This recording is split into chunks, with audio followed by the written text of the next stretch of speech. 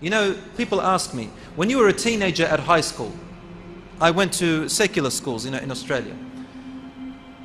Was I a religious person or not? Alhamdulillah, I was. But it was very difficult. It was very difficult. You know, it's not that easy. You have to be challenged. I went in year 7 and year 8, and the students who were there, they bullied me. They bullied me because I was talking about Islam. I talked about Islam all the time. The people who hurt me the most were not the non-Muslim ones.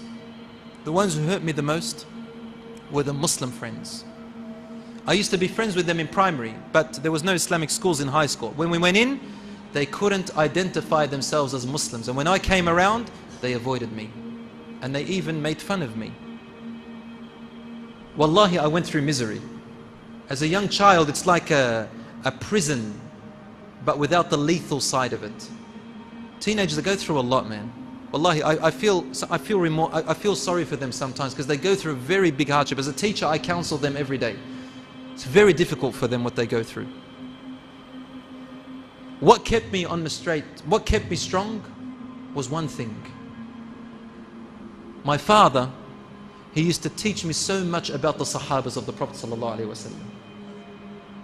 And I used to remember them, that what they went through. I used to remember Khubayb and Khabbab ibn al-Arat radiyallahu anhu. Khabbab ibn al-Arat radiyallahu anhu, he was captured by Abu Sufyan when he was still a kafir. And he was tied to a pole, to a tree.